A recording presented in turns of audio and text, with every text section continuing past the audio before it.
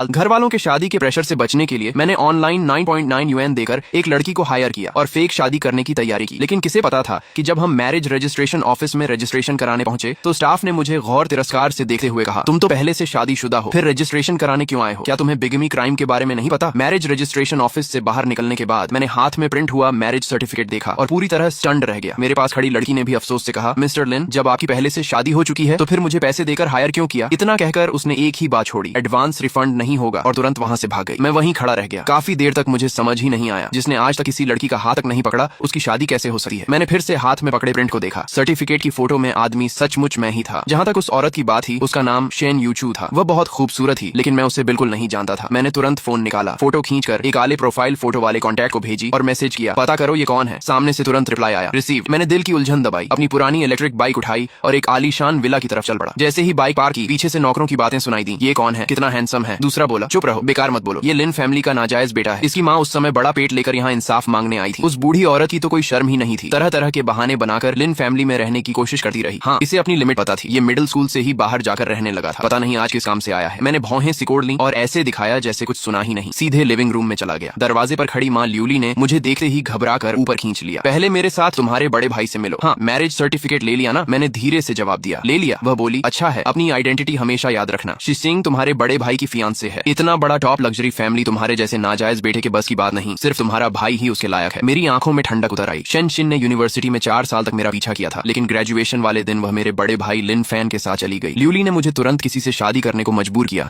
ताकि Shane Shin से मेरा रिश्ता हमेशा के लिए खत्म हो जाए। बचपन से लेकर आज तक जब भी मेरा और लिन फैन का कोई कॉन्फ्लिक्ट हुआ, उसने हमेशा मुझे बिना शर्त पीछे हटने को कहा। मैंने उसे ठंडी नजरों से देखा और कहा, तय हुआ था, ये आखिरी बार है। इस बार के बाद मैं तुम्हारा जन्म देने का एहसान चुका दूंगा। ल्यूली ने बेसब्री से कहा, ठीक है, पता है। हम लिन फान के कमरे में पहुंचे। उसने मुस्कुराकर कहा, तुम आ गए? मैं कुछ बोलता उससे पहले ल्यूली ने जवाब दे दिया, शाओ फान, लिंग यू ने आज शादी कर ली। लिन फान ने हैरानी जताते हुए कहा, सच? लड़की कैसी है? शेनशिंग से भी बेहतर। ल्यूली ने तुरंत हंसकर कहा, कैसे हो सकता है? पूरे हाईचेंग में मिस शेन से ऊंचे स्टेटस वाली लड़की मिलेगी ही नहीं। इसे कौन अच्छा फैमिली मिलेगा? कोई सड़क छाप आदमी होगा। लड़की को साथ लाने की भी हिम्मत नहीं हुई। डर था उसकी गरीब हालत तुम्हारी आंखों में चुभ जाएगी। लिन फान ने हल्की जलन के साथ कहा, ऐसा कैसे? लिंग यू इतना हैंडसम है, नहीं तो शेनशिन उसके पीछे 4 साल क्यों रहती? ल्यूली ने तिरस्कार से कहा, हैंडसम होने से क्या होता है? इसकी आइडेंटिटी ऐसी है कि पता नहीं कहाँ की कोई लड़की इससे शादी करने को तैयार हुई होगी। मिस सू भी इसे सिर्फ खिलौना समझकर कुछ दिन खेल लेगी। सिर्फ तुम हो, तुम्हारी आइडेंटिटी ही मिस सू के लायक है। फोटो वाली औरत का चेहरा और उसकी पर्सनैलिटी किसी सड़क छाप इंसान जैसी बिल्कुल नहीं लग रही थी, लेकिन मैंने बहस करना जरूरी नहीं समझा। तभी लिन फैन ने अपनी वॉच पहन ली और शूज पहनने लगा, लेकिन शर्ट ज्यादा टाइट होने की वजह से झुक नहीं पा रहा था। उसने मुस्कुराकर मेरी तरफ देखा। ल्यूली ने तुरंत मुझे धक्का दिया और बोली, निकम्मे, अभी तक अक्ल नहीं आई? तुम्हारा भाई झुक नहीं सका, जल्दी उसके शूज पहना दो। मैंने ठंडी आवाज में कहा, तुम खुद भी तो पहना सकती हो। ल्यूली गुस्से से चिल्लाई, ये कैसा एटीट्यूड है? क्या शादी कर लेने के बाद तुम्हारे पर निकल आए? आगे भी तुम्हें लिन फैमिली पर ही डिपेंड रहना पड़ेगा। अगर अभी से अपने भाई से अच्छे रिलेशन नहीं रखोगे तो एक दिन तुम और तुम्हारी पत्नी उसी के सामने मदद मांगते नजर आओगे। ऊपर से लिन फैमिली ने तुम्हें बड़ा किया है, इसलिए तुम्हें इस फैमिली के लिए बैल की तरह मेहनत करनी ही चाहिए। मैं जवाब देता। उससे पहले पिता लिन जेनन अचानक दरवाजे पर आ गए। उन्होंने गंभीर आवाज में कहा, अभी एक बहुत बड़े गेस्ट आने वाले हैं। तुम लोग यहाँ किस बात पर झगड़ रहे हो? ल्यूली तुरंत रोने लगी, सब इस नालायक की वजह से। आज मैरिज सर्टिफिकेट क्या मिल गया? अब मुझे अपनी माँ समझना ही छोड़ दिया। लिन जेनन ने मेरी तरफ देखा और पूछा, शादी कर ली? घर वालों से किसी अच्छी लड़की का रिश्ता क्यों नहीं करवाया? मैरिज सर्टिफिकेट है, मुझे दिखाओ। इस अजनबी पिता की अचानक दिखाई गई चिंता पर मैं कुछ पल रुका, फिर बैग से वह प्रिंट निकाला। अगले ही पल ल्यूली ने उसे झपट लिया और बोली, जरा मैं भी देखूं, इस सड़क छाप पत्नी का नाम आखिर है क्या? दूसरी तरफ लिन फान ने उत्सुकता से पूछा, पापा कौन आने वाला है जिससे आप इतने नर्वस हैं? लिन जन्नान को उस शख्स का ख्याल आते ही लगा जैसे उनका साधारण घर भी रोशनी से भर गया हो। फिर उन्होंने उत्साह से एक नाम लिया, शन यूचू। ये नाम सुनते ही मैं एक पल के लिए बिल्कुल जड़ हो गया। लिन जन्नन ने हमारे हैरान चेहरे देकर गर्व से समझाया, तुम लोग उसे नहीं जानते, ये नॉर्मल है, वह बहुत मिस्टीरियस है। यहाँ तक कि मैं भी उससे कभी नहीं मिला। वह शेन शिन की छोटी मौसी है। सिर्फ 28 साल की उम्र में ही शेन फैमिली की असली कंट्रोलर बन चुकी है। ल्यूली ने हैरानी से कहा, तो क्या वह मिस शेन से भी ज्यादा सूटेबल है? लिन जन्नान ने कहा, कंट्रोलर बनना किसी फैमिली की बड़ी पोती बनने से कहीं बड़ी बात है। फिर उन्होंने डांटे हुए कहा, क्या बकवास कर रही हो? मिस शेन की तो पहले ही शादी हो चुकी है। मैंने हल्के से आंखें सिकोड़ ली। शादीशुदा? अगर मैरिज सर्टिफिकेट पर मौजूद औरत सच में वही है तो इसका मतलब शेन यूचू को जरूर पता होगा कि ये सब कैसे हुआ। ल्यूली ने अफसोस से कहा, उसका पति कौन है? क्या वह शाओफन से भी ज्यादा केपेबल है? लिन जन्नान ने सोचते हुए कहा, पता नहीं, सुना है वह और उसका पति दोनों सोशल इवेंट्स पसंद नहीं करते, लेकिन आज वह खुद यहाँ कैसे आ गई ये समझ नहीं आता। ल्यूली ने पूरे विश्वास से कहा, जरूर शाओफन की एक्सेलेंस ने उनका ध्यान खींच लिया होगा। इतना कहकर उसने बिना देखे मैरिज सर्टिफिकेट का प्रिंट फिर से मेरे हाथ में ठूंस दिया और उत्साह से लिन फैन का हाथ पकड़ लिया। उसे देखकर ऐसा लग रहा था जैसे वह उसकी असली माँ से भी ज्यादा खुश हो। तभी बटलर ऊपर आया और बोला, शेन फैमिली पहुंचने वाली है। लिन जन्नन ये सुनते ही जल्दी से नीचे उतर गए। मेरे पास से गुजरते हुए कैजुअली बोले, तुम बहुत दिनों बाद घर आए हो, एक ग्लास वेडिंग वाइन पी कर जाना। मैंने सिर हिला दिया। मैं यहीं रुकना चाहता था क्योंकि मुझे देखना था कि शेन यूचू आखिर है कौन। कमरे में ल्यूली लिन फैन को देख रही रही थी जो टॉप लग्जरी फैमिली की लड़की से शादी करने वाला था। उसकी आंखों में खुशी छिपाई नहीं छिप रही थी। 20 साल से भी ज्यादा पहले अगर लिन मैडम लीशिया सामने न आई होती तो लिन जेनन से शादी सिर्फ ल्यूली की होती। वह लीशिया से नफरत करती थी। उसी नफरत का बदला लेने के लिए दोनों के डिलीवरी वाले दिन हॉस्पिटल में उसने दोनों बच्चों की अदला बदली कर दी। आज उसका असली बेटा लिन फैन लिन फैमिली का यंग मास्टर बन चुका था, जबकि मैं जो असली यंग मास्टर था सबकी नजरों में नाजायज बेटा बन गया। नीचे आने के बाद मैं सीढ़ियों के पास अंधेरे कोने में खड़ा होकर दरवाजे की तरफ देखने लगा और शेन फैमिली का इंतजार करने लगा। कुछ देर बाद लिन मैडम लीशिया नौकरों के सहारे नीचे उतरी। उन्होंने बैंगनी चिपाव पहन रखी थी। उनका शरीर बहुत कमजोर हो चुका था और पूरे व्यक्तित्व में एक शांत स्कॉलरली ग्रेस थी। नौकर ने धीरे से कहा, मैडम आपकी तबीयत ठीक नहीं है, आपको नीचे नहीं आना चाहिए था। वह खांसते हुए बोली, नहीं, शाओफेन के लिए आज का दिन बहुत इंपॉर्टेंट है, मैं इसे मिस नहीं कर सकती। मैंने उनकी पीठ की तरफ देखा और मेरी आंखों में कृतज्ञता भर आई। सोचने वाली बात है, पूरे लिन फैमिली में वही मेरे लिए एकमात्र गर्मजोशी थी। बचपन में ल्यूली मुझे अक्सर खाना नहीं देती थी। एक बार लिन मैडम ने यह देख लिया था। उसके बाद वह रोज गार्डन में मेरे लिए खाना रखती थी। पूरे 12 साल तक ऐसा चलता रहा। अगर उनकी दयालुता न होती तो शायद मैं बहुत पहले ही जिंदगी से हार मान चुका होता। उन्हें दूर जाते और उनकी लगातार आती खांसी सुनकर मैं चिंता से भौहें सिकोड़ बैठा। तभी बाहर हलचल हुई। शेन फैमिली आ चुकी थी। लिन जन्नान और लिन मैडम दोनों दरवाजे पर उनका स्वागत करने पहुंचे। थोड़ी देर फॉर्मल बातें हुई, फिर वे रास्ता छोड़कर एक तरफ हो गए और पूरी टीम अंदर आ गई। मेरी नजर सबसे पहले शेन यूचू पर पड़ी। असल में वह फोटो से भी ज्यादा खूबसूरत थी। उसका स्वभाव ठंडा, शांत और बेहद कमांडिंग था। शायद उसे महसूस हो गया कि मैं उसे देख रहा हूँ। उसने अचानक मेरी तरफ देखा। उसकी तेज नजरों ने मेरे दिल में हलचल पैदा कर दी। मैं उसकी आंखों में छिपा इमोशन पढ़ना चाहता था, लेकिन अगले ही पल उसने नजर हटा ली और दूसरी तरफ देखने लगी। मैं समझ नहीं पाया कि वह मुझे पहचानती है या नहीं। लिन जनान मुस्कुराकर बोले, मिस शेन, आपके पति नहीं आए। ये सुनते ही मुझे लगा कि शेन यूचू ने फिर एक बार मेरी तरफ देखा। उसने बस इतना कहा, उन्हें आना कन्वीनियंट नहीं था। इसके बाद सब लोग उन्हें घेरे हुए गेस्ट हॉल की तरफ चले गए। 4 साल तक मेरा पीछा करने वाली शेन शिन भी उनके साथ ही। उसने खूबसूरत ड्रेस पहन रखी थी। यूनिवर्सिटी के दिनों से अब वह कहीं ज्यादा मेच्योर लग रही थी। उसने मुझे नहीं देखा। वह बस ध्यान भटकाए हुए लिन फैन से बातें कर रही थी। मैं चुपचाप वहीं खड़ा था कि अचानक ल्यूली ने मेरा हाथ पकड़ लिया और धीमी आवाज में डांटा, लिन यू, तुम अभी तक यहीं क्या कर रहे हो? क्या शेन शिन से तुम्हारा मन अभी तक नहीं भरा? याद रखो, अब वह तुम्हारी भाभी है। मैंने उसका हाथ झटक दिया और हंसते हुए कहा, चिंता मत करो, मुझे थर्ड पर्सन बनने में कोई इंटरेस्ट नहीं है। मिस्टर लिन ने खुद मुझे रुकर वेडिंग वाइन पीने को कहा है। बोर्डिंग स्कूल जाने के बाद से ही मैं लिन जनन को हमेशा मिस्टर लिन कहकर बुलाता था। ल्यूली ने दांत भींचते हुए कहा, वह बस फॉर्मेलिटी निभा रहे थे और तुमने सच मान लिया। लगता है तुम्हें अपनी औकात का बिल्कुल अंदाजा नहीं है। आज जैसे मौके पर मैं भी लिन फैमिली की इज्जत खराब नहीं कर सकती और तुम जैसे नाजायज बेटे को लगता है कि बैंक्वेट में बैठने का हक है। अभी के अभी यहाँ से निकल जाओ। मैंने चिढ़कर भौहें सिकोड़ ली। मैं कुछ कहता उससे पहले मेरी नजर शेन यूचू पर पड़ी। वह बालकनी में फोन पर बात करने चली गई थी। मैंने ल्यूली की बात अनसुनी की और उसके पीछे चला गया। जैसे ही मैं उसके पास पहुंचा उसने फोन काट दिया और बर्फ जैसी ठंडी नजरों से मेरी तरफ देखा। मैं एक पल को रुक गया। उसके खतरनाक लुक का सामना करते हुए मैंने हल्की मुस्कान के साथ कहा, वाइफ? शेन यूचू की नजर और भी ठंडी हो गई। मैं लगातार उसके चेहरे के रिएक्शन को देखता रहा, लेकिन उसने इस संबोधन पर कोई इमोशन नहीं दिखाया। वह मुड़ी और जाने लगी। मैंने जल्दी से आगे बढ़कर उसका रास्ता रोक लिया। तुम मुझे पहचानती नहीं? शेन यूचू ने ऊपर से नीचे तक देखते हुए कहा। रास्ता छोड़िए, क्या मुझे आपको पहचानना चाहिए मिस्टर? मैं शादीशुदा हूँ, प्लीज अपनी मर्यादा में रहिए। मैं पूरी तरह कंफ्यूज हो गया। साफ था कि वह मुझे नहीं पहचानती, लेकिन खुद को शादीशुदा भी कह रही थी। क्या मैरिज रजिस्ट्रेशन ऑफिस ने सचमुच गलत इन्फॉर्मेशन दर्ज कर दी? मैंने पूछा, आपके पति कौन है? उसने फिर वही ठंडा जवाब दिया, इससे आपको कोई मतलब नहीं। मैंने तुरंत वह मैरिज सर्टिफिकेट का प्रिंट उसके सामने कर दिया और कहा, मिस शेन, इस सर्टिफिकेट में जो महिला है क्या वह आप ही हैं? शेन यूचू की नजर पहले दूल्हे के नाम पर गई, फिर उसने तिरस्कार से कहा, मिस्टर लिन, एक फेक डॉक्यूमेंट बनवाने में ज्यादा पैसे नहीं लगे। अगर फेक बनाना ही था तो थोड़ा प्रोफेशनल तो बनते। इतना कहकर वह वापस हॉल नहीं गई। वह सीधे गार्डन पार करके पार्किंग की तरफ चली गई। मैं उसके पीछे भागा और सब समझाना चाहा, लेकिन 2 बॉडीगार्ड्स ने मुझे रोक लिया। मैंने उसकी जाती हुई पीठ की तरफ जोर से कहा, ये सर्टिफिकेट सच है। अगर यकीन नहीं है तो मैरिज रजिस्ट्रेशन ऑफिस में जाकर चेक कर लीजिए। शेन यूचू कार में बैठी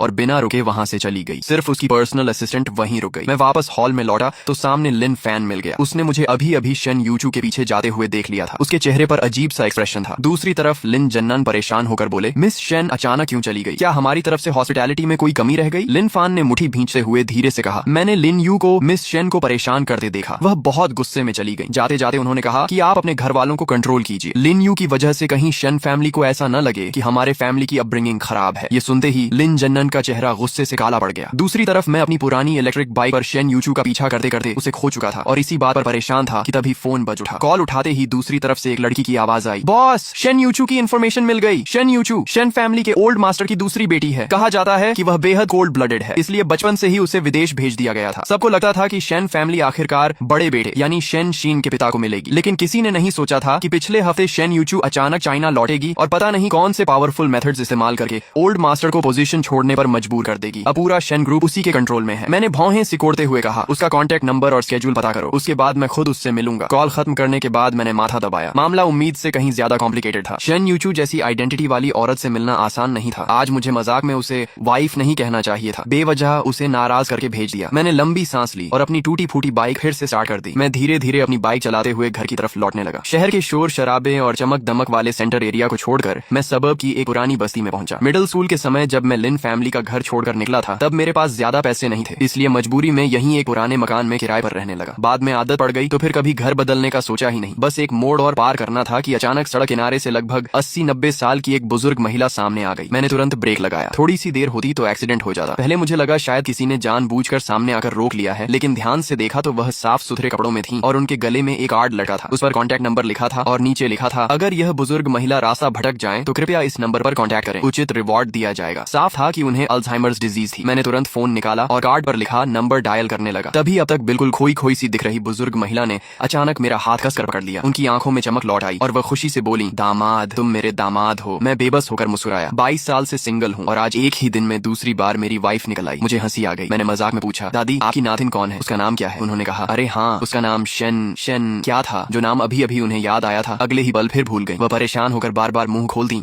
लेकिन वह नाम बोल ही नहीं पा रही थी। मैंने धीरे से कहा, दादी परेशान मत होइए, याद नहीं आ रहा तो कोई बात नहीं। उन्हें शांत कराने के बाद मैंने कार्ड पर लिखा नंबर मिला दिया। उसी समय ज्यादा दूर नहीं एक दूसरी सड़क पर शन यूचू अपनी बुलेट प्रूफ कार में बैठी थी। उसका चेहरा पहले से भी ज्यादा ठंडा और गंभीर था। उसके बगल में खड़ा उसका अधीनस्थ लियू छियांग डर के मारे सांस तक नहीं ले पा रहा था। उसने सिर झुकाकर कहा, मेरी गलती है, मैं ओल्ड मैडम का ठीक से ध्यान नहीं रख पाया, और वह खो गई। शन यूचू ने कोई जवाब नहीं दिया। उसके पूरे शरीर से ठंडी ऑरा निकल रही थी। ओल्ड मैडम ज्यादातर समय खोई खोई रहती थी। किसी ने नहीं सोचा था कि आज अचानक उनकी याददाश्त थोड़ी लौट आएगी। उन्होंने सबको बहाने से दूर भेजा और चुपचाप घर से निकल गई। सीसीटीवी चेक करने पर पता चला कि वह अकेले बस में बैठकर सबब तक आ गई थी, लेकिन यह इलाका पुराना था। यहाँ कई सड़कों पर कैमरा ही नहीं लगे थे, इसलिए लोगों को पूरे एरिया में सर्च करना पड़ रहा था। तभी शन यूचू का फोन बज उठा। उसने तुरंत कॉल उठाया। दूसरी तरफ से मेरी शांत आवाज आई, हेलो, आपके घर की बुजुर्ग महिला इस वक्त मेरे पास है। ये सुनते ही कार के अंदर का माहौल एकदम जम गया। सभी लोग तुरंत हरकत में आ गए। कोई पुलिस को कांटेक्ट करने लगा तो लियू छियांग कॉल सिग्नल ट्रैक करवाने लगा। शन यूचू ने ठंडी आवाज में पूछा, कितने पैसे चाहिए, अमाउंट बोलो। मैं हल्का सा हंसा और बोला, मजाक कर रहा था, बस इतना कहना था कि आगे से उनका थोड़ा अच्छे से ध्यान रखा कीजिए। फिर मैंने एड्रेस बताया और फोन काट दिया। करीब 5 मिनट बाद वे लोग उस जगह पहुंच गए, लेकिन तब तक मैं जा चुका था। वहाँ सिर्फ एक पुलिस ऑफिसर ओल्ड मैडम के साथ खड़ा था। शन यूचू ने पूछा, दादी आप यहाँ कैसे आ गई? ओल्ड मैडम ने रहस्यमय अंदाज में कहा, मैं अपने दामाद को ढूंढने आई थी, वह यहीं आसपास रहता है। शन यूचू ने धीरे से कहा, दादी मेरा कोई हस्बैंड नहीं है। ओल्ड मैडम ने तुरंत सिर हिलाया, नहीं, मैंने उसे देखा था, वह बड़ा ही नालायक निकला, मुझे पुलिस के हवाले करके चला गया। हाँ, अपना फोन दो जरा। शन यूचू ने बिना कुछ कहे अपना फोन उन्हें दे दिया। ओल्ड मैडम ने उसके कॉन्टैक्ट्स में अभी अभी आए मेरे नंबर को अपनी छोटी नोटबुक में लिख लिया और खुशी से बोली, अब आखिरकार मेरे दामाद का कॉन्टैक्ट मिल गया। अगले दिन सुबह मुझे यूनिवर्सिटी के प्रोफेसर वैन का फोन आया। मैं ऑफिस पहुंचा तो देखा लिन फैन और लियू ली पहले से वहां बैठे थे। मैं और लिन फैन दोनों हाइचिंग यूनिवर्सिटी में पढ़ते थे। वह हमेशा खुद को टॉप स्टूडेंट समझती थी। वहीं मैंने जानबूझकर सबसे कम पॉपुलर एनर्जी पावर मेजर चुना था ताकि मैं उसकी चमक को कम न कर दूं। लेकिन 2 साल पहले न्यू एनर्जी इंडस्ट्री अचानक बहुत पॉपुलर हो गई। लिन फैन ने तुरंत अपना मेजर बदल लिया और फिर से मेरी क्लासमेट बन गई। लिन फैन का यहाँ होना तो समझ में आता था, लेकिन लियू ली यहाँ क्यों थी? मैं यही सोच रहा था कि प्रोफेसर वेन ने गंभीर चेहरे के साथ कहा, लिन यू, तुम्हारा ग्रेजुएट रिकमेंडेशन क्वालिफिकेशन कैंसिल कर दिया गया है। तुम्हारी माँ ने कहा है कि तुम्हारा कैरेक्टर और फैमिली बैकग्राउंड दोनों ठीक नहीं है, इसलिए तुम इस क्वालिफिकेशन के योग्य नहीं हो। क्या तुम्हारे और तुम्हारी माँ के बीच कोई गलत फहमी है? जल्दी जाकर उनसे माफी मांग लो। तुम्हारा फ्यूचर बहुत ब्राइट है, सिर्फ ईगो की वजह से अपना करियर खराब मत करो। लिन फैन ने लंबी सांस लेकर कहा, प्रोफेसर वेन, लिन यू की माँ जो कर रही है उसके भले के लिए ही कर रही है। फिर वह मेरी तरफ मुड़ी और बोली, तुमने मिस शेन को नाराज कर दिया है। उन्होंने साफ कह दिया है कि वह तुम्हें हाइचिंग से गायब करवा देंगी। मैं कुछ देर तक समझ ही नहीं पाया कि वह किस मिस शेन की बात कर रही है। फिर समझ आया कि उसका मतलब शेन यूचू से है, लेकिन मैंने तो उससे सिर्फ 2-4 बातें ही की थी और कल जाते समय भी वह मुझे गुस्से में नहीं लगी थी, बल्कि साफ था कि लिन फैन हमेशा की तरह झूठ बोल रही थी। मैं यही सोच रहा था कि लिन फैन मेरे सामने आकर खड़ी हो गई। उसने एक एयर टिकट मेरी तरफ बढ़ाते हुए कहा, ये पापा ने तुम्हारे लिए खरीदी है। वह चाहते हैं कि तुम कुछ समय के लिए विदेश चले जाओ और मामला शांत होने तक वहीं रहो, नहीं तो लिन फैमिली भी तुम्हें नहीं बचा पाएगी। मेरी आंखों में तिरस्कार की हल्की झलक आई। असल में उन्हें डर था कि कहीं मेरी वजह से लिन फैमिली मुसीबत में न फंस जाए। मुझे टिकट लेते न देकर लिन फैन ने एक बैंक कार्ड भी निकाला और कहा, क्या तुम्हें डर है कि विदेश जाकर तुम्हारा खर्च कैसे चलेगा? इसमें 50,000 युएन है, ये मेरी पर्सनल पॉकेट मनी है, तुम फिलहाल इससे काम चला लो, बाद में मुझे फिर पॉकेट मनी मिलेगी तो और दे दूंगी। मैं मन ही मन हंस पड़ा। लिन फैमिली के यंग मास्टर के पास सिर्फ 50,000 युएन ही बचे थे। तभी ल्यूली ने झटके से बैंक कार्ड उसके हाथ से छीन लिया। लिन फैन, तुम क्या कर रही हो? लिन फैमिली ने इसे एक एयर टिकट दिला दी, यही बहुत बड़ा एहसान है। फिर उसने मेरी तरफ घूरते हुए आदेश दिया, लिन यू, अभी इसी वक्त अपना सामान पैक करो और विदेश निकल जाओ। तुम्हारे लिए यूनिवर्सिटी से विथड्रॉवल प्रोसेस भी मैं पहले ही पूरा कर चुकी हूँ। मैंने ठंडी नजरों से उसे देखा और कहा, मेरी जिंदगी का फैसला करने वाली तुम कौन होती हो? उसने बिना झिझक जवाब दिया, क्योंकि मैं तुम्हारी माँ हूँ और वैसे भी तुम्हारे जैसे रिजल्ट के साथ ग्रेजुएशन करना भी मुश्किल है। इससे अच्छा है जल्दी बाहर निकलो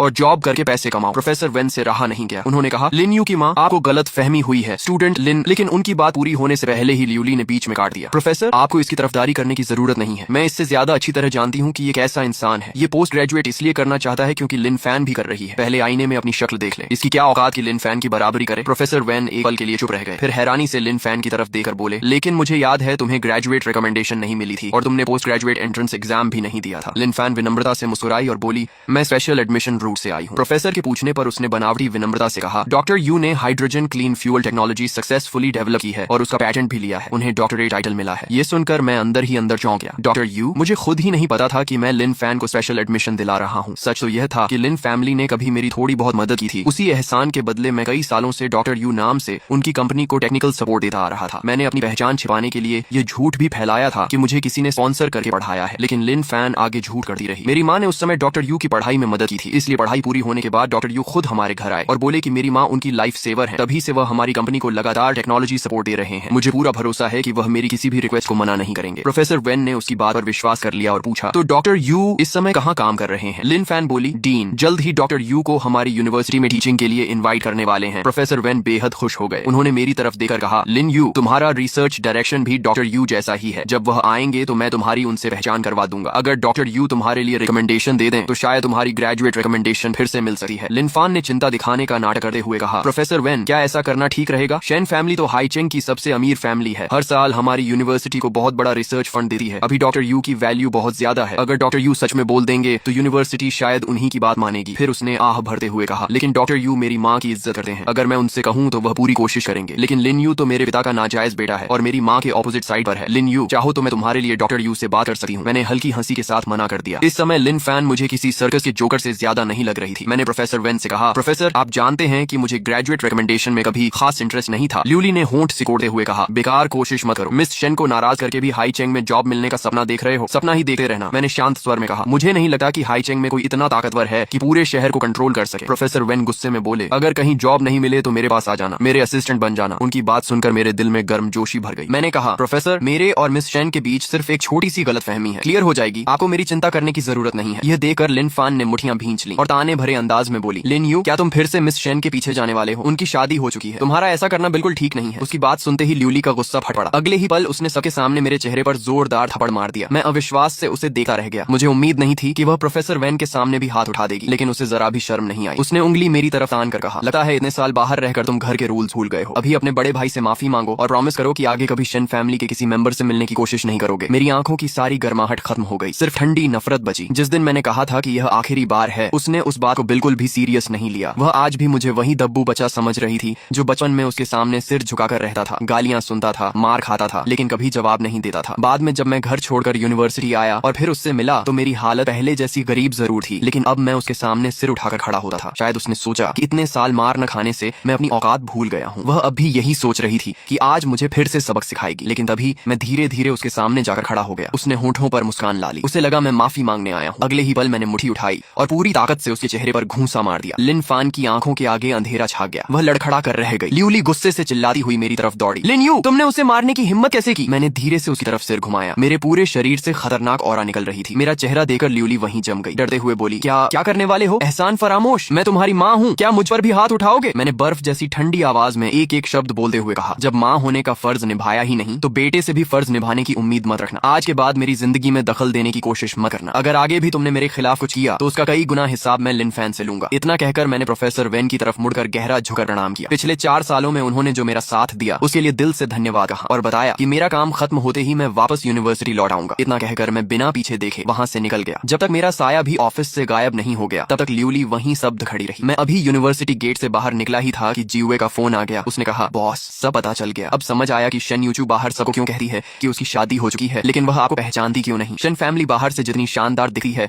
अंदर उतनी ही भयानक पावर स्ट्रगल चल रही है। ओल्ड मास्टर हमेशा बड़े बेटे के फैमिली का पक्ष लेते थे और पूरी प्रॉपर्टी उसी ब्रांच को देना चाहते थे। सबसे छोटी बेटी होने की वजह से शेन यूचू को हमेशा दबाकर रखा गया। कुछ साल पहले ओल्ड मास्टर ने उसकी शादी कुछ बिल्कुल बेकार लोगों से कराने की कोशिश की थी ताकि पॉलिटिकल मैरिज हो सके। उस समय फैमिली में बहुत बड़ा विवाद हुआ। आखिर में शेन यूचू ने कह दिया कि वह पहले ही एक साधारण फैमिली के लड़के से मैरिज रजिस्ट्रेशन करा चुकी है। तभी जाकर मामला शांत हुआ। सबसे दिलचस्प बात उसके उस हस्बैंड को लेकर है। वह आज तक कभी पब्लिक में दिखाई नहीं दिया। उसने कभी शेन फैमिली के किसी बैंक्वेट में भी हिस्सा नहीं लिया। इन सब बातों को जोड़कर सिर्फ एक ही कंक्लूजन निकलता है, वो ये कि जीवे जानबूझकर सस्पेंस बनाने के लिए रुक गई। लेकिन उसके बोलने से पहले ही मुझे सब समझ आ गया। मैंने बीच में ही पूछा, उसका स्केड्यूल और कॉन्टैक्ट नंबर मिला? जीवे थोड़ा असहज होकर बोली, आने वाले कुछ दिनों का स्केड्यूल मैं अभी भेजती हूँ, लेकिन उसका प्राइवेट नंबर नंबर नहीं मिल पाया। मैंने शांत होकर कहा, कोई बात नहीं, मैं खुद जाकर उसका रास्ता रोकूंगा। शेन यूचू जैसी पहचान वाले इंसान का प्राइवेट नंबर सीक्रेट होना बिल्कुल नॉर्मल था। जीवे तुरंत गॉसिप मोड में आ गई। उसके चारों तरफ हमेशा बॉडीगार्ड्स रहते हैं, उसके पास पहुंचना आसान नहीं होगा। बॉस, आप सॉफ्ट तरीका अपनाएंगे या फिर हार्ड मेथड? मेरे होंठों पर हल्की मुस्कान आ गई। कुछ देर बाद मैं शेन ग्रू के मुख्य गेट पर खड़ा था। मैंने अपने कुरियर डिलीवरी यूनिफॉर्म को ठीक किया, हाथ में एक पार्सल बॉक्स उठाया और रिसेप्शन पर जाकर कहा, मिस शेन के नाम पार्सल है, उन्हें खुद साइन करना होगा। रिसेप्शनिस्ट ने सेक्रेटरी ऑफिस में कॉल करके कंफर्म किया, तब जाकर मुझे ऊपर जाने की परमिशन मिली। मैं एक्सक्लूसिव एलिवेटर से सीधे 18 सीपी मंजिल पर पहुंचा। एलिवेटर का दरवाजा खुलते ही सामने का नजारा देखकर मैं भी एक पल को रुक गया। पूरा सेक्रेटरी डिपार्टमेंट, जिसमें 100 से भी ज्यादा लोग थे, सिर्फ शेन यूचू की सर्विस के लिए काम कर रहा था। मैं मुझे लेने आई सेक्रेटरी के पीछे पीछे चलता हुआ प्रेसिडेंट ऑफिस तक पहुंच गया। उसने दरवाजा नॉक किया। अंदर से एक मधुर आवाज आई, कम इन। मैं सोच ही रहा था कि अब आखिरकार शेन यूचू से मुलाकात हो जाएगी, तभी अचानक एक आदमी मेरे सामने आकर खड़ा हो गया। रुको, ये लियू छियांग था। उसने मुझे ऊपर से नीचे तक देखा और भौहें चढ़ाकर कहा, मिस्टर लिन, तुम यहाँ कैसे? उसका चेहरा तुरंत बिगड़ गया। उसे कल की घटना अच्छी तरह याद थी, जब मैं लिन फैमिली में शेन यूचू से मिलने की कोशिश कर रहा था। कल शेन यूचू ने मुझे इग्नोर कर दिया था, लेकिन आज मैं कुरियर बनकर सीधे कंपनी तक पहुंच गया था। उसकी नजर में मैं हद पार कर चुका था। उसने तुरंत 2 बॉडीगार्ड्स को बुलाया और गुस्से से कहा, ये क्या हो रहा है? आइडेंटिटी वेरीफाई किए बिना किसी को भी टॉप फ्लोर तक आने दिया जा रहा है। इसे अभी इसी वक्त बाहर निकालो। मेरा चेहरा बिल्कुल शांत रहा। मैंने पूछा, इसका क्या मतलब है? क्या शेन ग्रुप हमारे जैसे कुरियर वर्कर्स की इज्जत नहीं करता? लियू छियांग तिरस्कार से हंस पड़ा, उल्टा हमें ही दोष दे रहे हो। हम हर प्रोफेशन की रिस्पेक्ट करते हैं, लेकिन सवाल ये है, क्या तुम सच में कुरियर हो? तुम्हारे पास कुरियर एम्प्लॉई आईडी है? लियू छियांग की बात खत्म होते ही मैंने अपनी एम्प्लॉई आईडी उसके सामने कर दी। उसका चेहरा एक पल को जम गया। उसने शक भरी नजरों से पूछा, कहीं ये आईडी आज ही रजिस्टर तो नहीं करवाई? मैंने कार्ड खोलकर उसके सामने कर दिया। उस पर साफ लिखा था कि रजिस्ट्रेशन डेट 8 साल पुरानी थी। लियू छियांग हैरानी से बोला, 8 साल पहले? तुम सच में कुरियर हो? मैंने आलस भरे अंदाज में कहा, पढ़ाई के साथ पार्ट टाइम जॉब करना कोई गुनाह है क्या? फिर मैंने ऑफिस के अंदर की तरफ देखते हुए कहा, मिस शेन, अब क्या आप मेरे काम में कोऑपरेशन करेंगी? अंदर से शेन यूचू की मधुर आवाज आई, उसे अंदर आने दो। मैंने जाते जाते लियू छियांग की तरफ चुनौती भरी नजर डाली। वह गुस्से से फटने ही वाला था, लेकिन मैं उसे पार करके सीधे अंदर चला गया। शेन यूचू का ऑफिस बिल्कुल मिनिमल स्टाइल में बना था। पूरे कमरे में ठंडा और सादा माहौल था, जैसे वहाँ किसी भी तरह की गर्माहट की जगह ही न हो। वह अपने सामने रखी फाइल्स पर साइन कर रही थी। सारे डॉक्यूमेंट्स खत्म करने के बाद उसने सिर उठाया। उसकी चमकती आंखों में कोई इमोशन दिखाई नहीं दे रहा था। मैंने कुरियर स्लिप उसकी तरफ बढ़ाते हुए कहा, मिस शेन, यहाँ साइन कर दीजिए। उसने एक पल मेरी तरफ देखा, फिर पेन उठाकर साइन करने लगी। तभी मैंने अचानक कहा, मिस शेन, सच तो ये है कि आपकी शादी कभी हुई ही नहीं, है ना? उसकी पेन एकदम रुक गई। उसने धीरे से सिर उठाया और बर्फ जैसी ठंडी नजरें सीधे मुझ पर टिक गई। अब मुझे पूरा यकीन हो गया कि मेरा अंदाजा सही था। मैरिज रजिस्ट्रेशन ऑफिस में रजिस्ट्रेशन करते समय सारी पर्सनल इन्फॉर्मेशन खुद भरनी पड़ती है,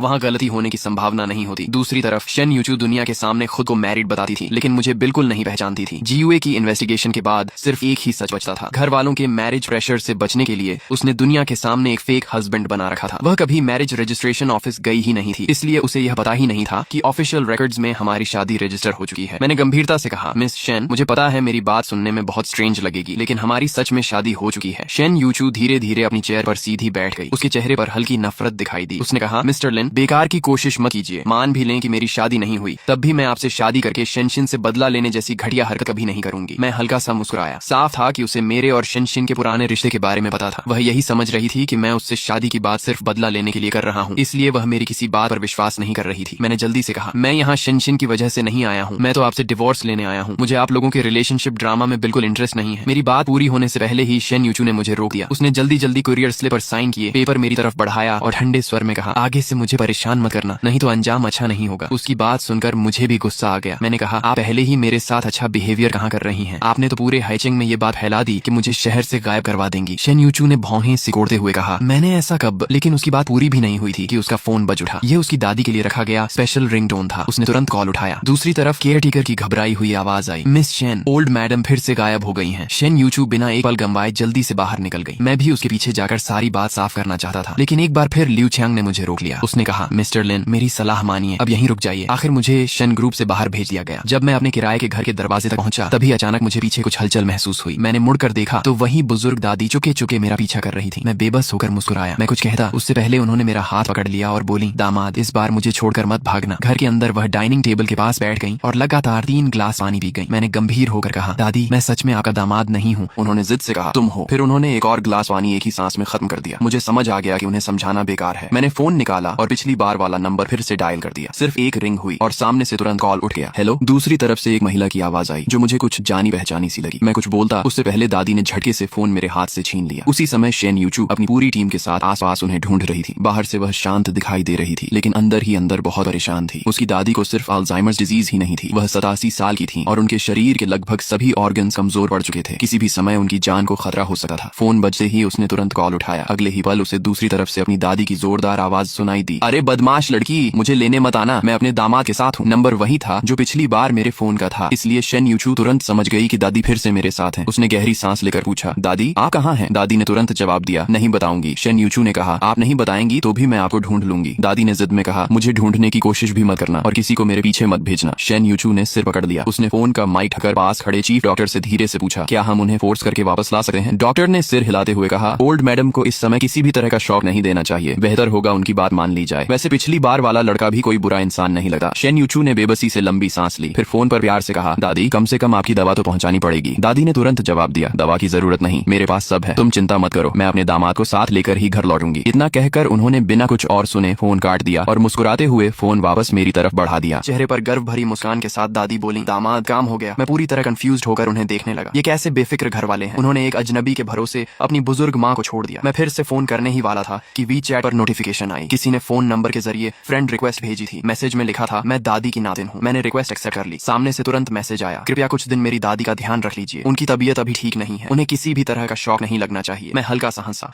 और फोन पर ठंडे अंदाज में रिप्लाई टाइप करने लगा, कन्वीनियंट नहीं है, ये कोई चैरिटी होम नहीं है। लेकिन मैसेज पूरा भी नहीं लिखा था कि किचन से आवाज आई। मैं जल्दी से वहां गया तो देखा दादी अंडा उबाल रही थी। मैंने सहज होकर कहा, अगर भूख लगी है तो सिर्फ उबला अंडा खाना ठीक नहीं। दादी के झुर्रियों भरे चेहरे पर ममता भरी मुस्कान आ गई। उन्होंने कहा, दामाद ये खाने के लिए नहीं है, चेहरे पर अंडा लगाने से सूजन उतर जाती है। मैं एक पल के लिए चुप रह गया। शायद मुझे खुद भी एहसास नहीं था कि आज अपनी सगी माँ से थप्पड़ खाने के बाद मैं ऊपर से चाहे जितना सामान्य दिख रहा था, लेकिन अंदर से पूरी तरह ठंडा पड़ चुका था। ऐसा लग रहा था जैसे मैं इस दुनिया से कट गया हूँ। लेकिन दादी की इस छोटी सी बात ने मेरे भीतर की सारी ठंडक धीरे धीरे पिघला दी। मेरी आंखों में भी फिर से गर्माहट लौट आई। तभी मैंने दोबारा फोन की तरफ देखा। चैट विंडो में अचानक ऑरेंज कलर का ट्रांसफर मैसेज दिखाई दिया। पूरे 3 लाख यूएन ट्रांसफर किए गए थे और नोट में लिखा था, यह 1 हफ्ते का खर्च है, कम पड़े तो बता देना। मैंने अपने पहले वाले रिप्लाई को डिलीट किया और नया मैसेज टाइप किया, ठीक है। मैं खुद भी नहीं समझ पा रहा था कि मैं अचानक इतना हेल्प क्यों कर रहा हूँ। फिर मन ही मन सोचा, शायद इसलिए क्योंकि सामने वाले ने बहुत ज्यादा पैसे भेज दिए। उसी समय लिन फैमिली में लिन फैन का गाल बुरी तरह सूज चुका था। मेरे घूंसे का निशान साफ दिखाई दे रहा था। ल्यूली सिर झुकाए गुस्से में बोली, लिन यू, वो छोटा जानवर जरूर तुमसे जल्दा है क्योंकि तुम मिस शेन से शादी करने वाले हो। तुम्हारे पापा वापस आएंगे तो मैं उनसे कहूंगी कि उसे अच्छी तरह सबक सिखाएं। तभी लीशिया अपनी खराब तबीयत के बावजूद ऊपर से नीचे आई। उनकी आवाज कमजोर थी लेकिन लहजा दृढ़ था। उन्होंने कहा, लिन यू ऐसा लड़का नहीं है, जरूर पहले तुम लोगों ने ही कुछ किया होगा जिससे वह गुस्सा हुआ। लिन फैन ने मन मारकर टॉपिक बदल दिया और पूछा, क्या आप डॉक्टर यू को हाइचेंग यूनिवर्सिटी में मेंटोर बनने के लिए इनवाइट कर सकती हैं? लिन मैडम ने तुरंत मना कर दिया। लिन फैन, किसी पर किए हुए एहसान का फायदा नहीं उठाना चाहिए। वैसे भी डॉक्टर यू इतने सालों से हमारी कंपनी की जितनी मदद कर चुके हैं उससे कहीं ज्यादा वापस चुका चुके हैं। लिन फैन को जैसे पहले से इसकी उम्मीद थी। उसने मुस्कुराकर कहा, हाइचेंग यूनिवर्सिटी यहाँ की सबसे अच्छी यूनिवर्सिटी है, शायद डॉक्टर यू खुद भी वहाँ जाना चाहते हो। अगर हम उन्हें यूनिवर्सिटी से जोड़ दें तो यह भी उनके इतने सालों की मदद का छोटा सा रिटर्न होगा। लिन मैडम को उसकी बात सही लगी। उन्होंने वी चैट खोला और डॉक्टर यू को मैसेज भेजा, शाओ यू, समय मिले तो कभी घर आ जाना। यह मैसेज देखते ही मेरा दिल जोर से धड़कने लगा। लिन मैडम अचानक मुझसे मिलना क्यों चाहती थी? कहीं उनकी तबीयत तो ज्यादा खराब नहीं हो गई? उनकी लगातार आती खांसी याद आते ही मैं घबरा गया और तुरंत बाहर निकलने लगा। मैंने जल्दी से रिप्लाई किया, मेरे पास समय है, मैं अभी आ जाता हूँ। लेकिन जैसे ही मैं निकलने वाला था उनका अगला मैसेज आ गया, अभी नहीं, शनिवार को तुम्हें ऑफिस नहीं जाना, बस तुम्हें खाना खिलाना चाहती हूँ। तब जाकर मुझे एहसास हुआ कि मैं चिंता में जरूरत से ज्यादा घबरा गया था। 10 साल पहले लिन फैमिली से निकाले जाने का दृश्य याद आया तो मेरे होंठों पर कड़वी मुस्कान आ गई। इतने साल बीत गए, अब शायद मिलने का समय आ ही गया था। मैंने रिप्लाई किया, डिनर तो मुझे आपको खिलाना चाहिए, शनिवार शाम 6 बजे मिलते हैं। साथ ही मैंने रेस्टोरेंट की लोकेशन भी भेज दी। लिन मैडम के साथ चैट बंद करने के बाद देखा कि शेन यूचू के कई मैसेजेस आए हुए थे। उनमें सिर्फ दादी का ध्यान रखने की इंस्ट्रक्शंस थी। ये देखकर मैं चुपके से दादी के पास गया और उनका एक छोटा सा वीडियो बनाकर शेन यूचू को भेज दिया। दूसरी तरफ सड़क किनारे 2 लो प्रोफाइल लग्जरी वैन्स खड़ी थी। शेन यूचू उनमें से एक में सोफा पर बैठकर लैपटॉप पर ऑफिस वर्क कर रही थी। तभी वी चैट नोटिफिकेशन आई। उसने फोन उठाकर वीडियो देखा। पहली बार उसके हमेशा बर्फ जैसे शांत चेहरे पर हल्की सी हैरानी दिखाई दी। फैमिली डॉक्टर ने तुरंत पूछा, क्या ओल्ड मैडम को कुछ हो गया? शेन यूचू ने बिना कुछ कहे वीडियो उन्हें दिखा दिया। उसमें दादी फूलों वाली बेडशीट पर गहरी नींद में सो रही थी। अभी रात के सिर्फ 9 बजे थे, जबकि सामान्य दिनों में अगर वह रात 1 बजे से पहले सो जाती तो वही बड़ी बात होती थी। फैमिली डॉक्टर अवाक रह गया। उसने कहा, ओल्ड मैडम इस लड़के के साथ सचमुच अलग तरह का व्यवहार करती है। अगर यह हमेशा इनके साथ रहे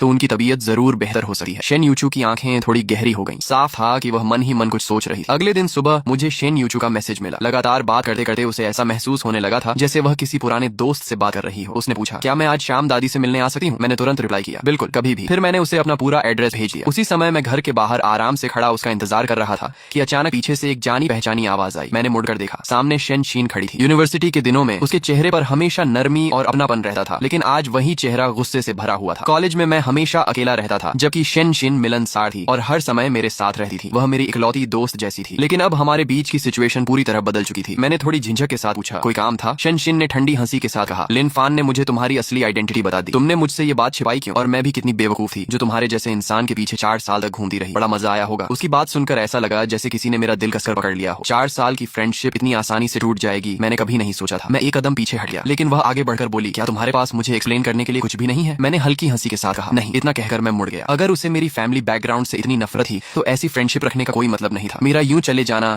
शेनशिन को अजीब तरह से बेचैन कर गया। उसने बिना सोचे मेरा हाथ पकड़ लिया। तुम नहीं जा सकते। मैंने पलट कर पूछा, और कुछ? उसके चेहरे पर गुस्सा साफ दिखाई दे रहा था। वह मन ही मन सोच रही थी कि रिश्ता खत्म करने वाली तो वह थी, फिर ऐसा क्यों लग रहा था जैसे छोड़कर मैं जा रहा हूँ। कुछ पल बाद उसने ताने भरे लहजे में कहा, तुम अभी भी यहाँ पार्ट टाइम जॉब कर रहे हो? मतलब अभी तक कोई प्रॉपर जॉब नहीं मिली? ऐसा करो, मेरे पर्सनल लाइफ असिस्टेंट बन जाओ। मैंने उसका हाथ छुड़ाते हुए ठंडे स्वर में कहा, शायद मैं उस काम के लायक नहीं हूँ। लेकिन वह जिद पर अड़ी रही। तुम्हें ज्यादा कुछ नहीं करना होगा। कंपनी के पास मेरा एक अपार्टमेंट है, बस वहीं रहना। मेरी डेली लाइफ का ध्यान रखना। हर महीने 50,000 युएन दूंगी। काफी है ना? मेरी आंखें तुरंत ठंडी हो गई। मैंने पूछा, मतलब तुम चाहती हो कि मैं तुम्हारा रखैल बन जाऊं? शेन हंस पड़ी। वो काम तो तुम अच्छी तरह कर लोगे। आखिर तुम्हारी माँ भी तो किसी की रखैल थी। बचपन से वही सब देखते आए हो। फैमिली एक्सपीरियंस है तुम्हारे पास। मुझे पूरा यकीन है कि तुम प्रोफेशनल साबित होगे। उसकी यह बात सुनते ही मैंने जोर से उसका हाथ छड़का। वह सीधे जमीन पर गिर पड़ी। मैं बर्फ जैसी ठंडी नजरों से उसे देकर बोला, बस बहुत हो गया। लेकिन वह उठकर उल्टा मुस्कुराने लगी। उसने कहा, मैं तुम्हें सोचने का समय देती हूँ। जब मन बदल जाए तो कभी भी मेरे पास आ जाना। इतना कहकर वह चली गई। मैं खुद पर कड़वी मुस्कान हंस पड़ा। उसी शाम ऑफिस खत्म होने के बाद शेन यूचू समय पर मेरे पुराने अपार्टमेंट पहुंची। उसके हाथ में फलों का एक बैग था। वीचैट पर भेजे गए एड्रेस के अनुसार उसने दरवाजा नॉक किया। अंदर आते ही उसने देखा कि दादी बिल्कुल स्वस्थ दिखाई दे रही थी। तब जाकर उसने चैन की सांस ली। उसने आसपास नजर दौड़ाई। सिर्फ 60 स्क्वायर मीटर का छोटा सा 2 बेडरूम फ्लैट था, लेकिन बहुत साफ, सलीकेदार और गर्मजोशी से भरा हुआ। तभी बाथरूम से शावर चलने की आवाज आई। शेन यूचू ने जैसे बिजली का झटका लगा हो वैसे तुरंत अपनी नजरें हटा ली। फैमिली डॉक्टर भी अंदर आने ही वाली थी कि शेन यूचू ने उन्हें रोक दिया। आप कार में इंतजार कीजिए। फिर उसने खुद दादी का blood pressure, blood sugar, heart rate और बाकी सारे बेसिक टेस्ट किए। शायद पिछली रात दादी ने बहुत अच्छी नींद ली थी, इसलिए उनकी सारी रिपोर्ट्स बिल्कुल नॉर्मल थी। दादी गर्व से बोली, मेरे दामाद ने मेरा बहुत अच्छे से ध्यान रखा है। अपनी आंखों से सब कुछ देखने के बाद आखिरकार शेन यूचू